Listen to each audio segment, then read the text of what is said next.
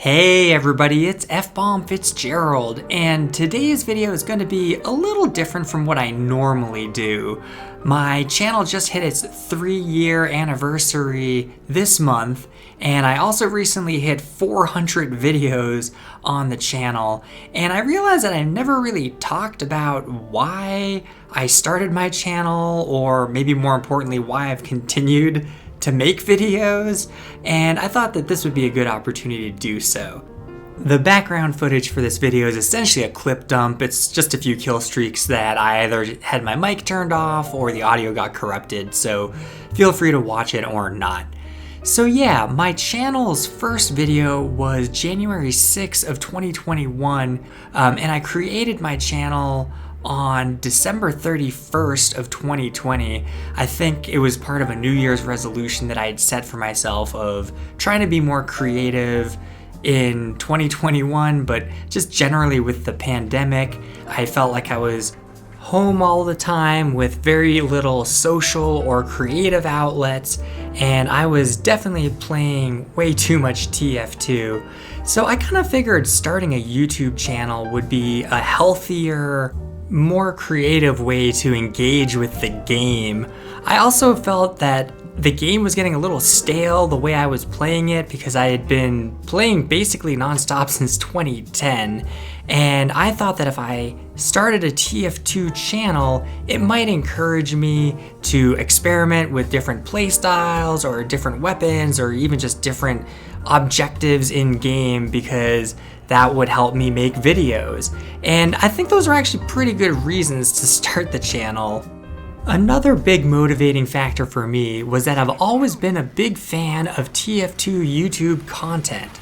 I think I can remember watching TF2 videos on YouTube just about as long as I can remember playing TF2 itself.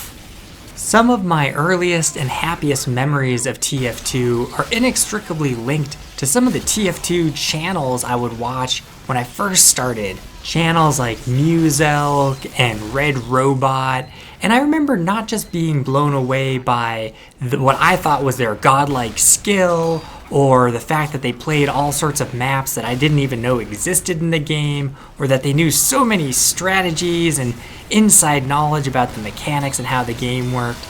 No, what I really remember most about them was that sense of fun that they brought to the game. Watching them play TF2 made me want to play TF2 because they looked like they were having so much fun that I wanted to experience that too. Looking back, I would say there are two major factors that prevented me from starting a TF2 YouTube channel earlier than I did.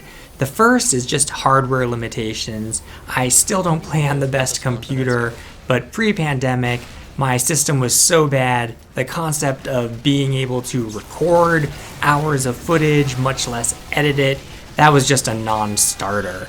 The other major factor that held me back from starting my channel earlier was the understandable but misguided fear that nobody would want to watch my videos. I knew I wasn't the best video editor, I knew I wasn't the best TF2 player, I didn't have any crazy insights into the inner workings of TF2, and I also had no interest in getting views or subscribers based off of creating false drama or really clickbaity content like some other popular TF2bers were doing at the time.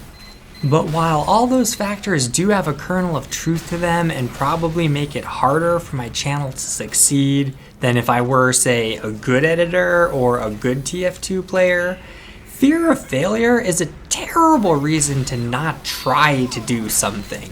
If you're really worried about imposter syndrome or are other people going to support or like what you're doing, you're never going to start anything, much less get better at it, and you'll never know if you're going to be able to achieve those goals or not because you're never going to try. And that brings me to another lesson that I've learned, or I guess piece of advice I'd want to give to people who are starting out with YouTube, which is there are very few things that you can actively control with your YouTube channel and success. Things like the number of subscribers or number of likes or whether or not the algorithm decides to bless your video, a lot of those things you really don't have control over, so you really shouldn't stress too much over them either. The things that you can control, in my case, what I try to focus on is things like how many videos are you making? Do you feel good about the videos that you're making? Do you engage with your subscribers? Are you making friends? Is it still fun for you? If you can control those factors, whether or not you end up getting views or monetization or whatever your goal might be with YouTube, that becomes like a byproduct rather than the focus of it.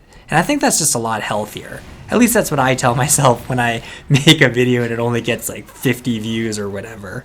And I just noticed that my video is almost 6 minutes long and I haven't even started talking about various topics like music selection or why I do a variety of different content formats and why I play all 9 classes in the videos or any of those topics. But let me know in the comment section if you found this style of video interesting, talking about my experiences with YouTube, and if you'd like to see anything like this again in the future. Anyway, thank you to everybody who's made it this far. I appreciate everybody who watches these videos or interacts with me in any other way. It's a fun hobby for me, and I appreciate you guys being part of the journey. Thanks for watching, and I hope to see you all in my next video. Bye.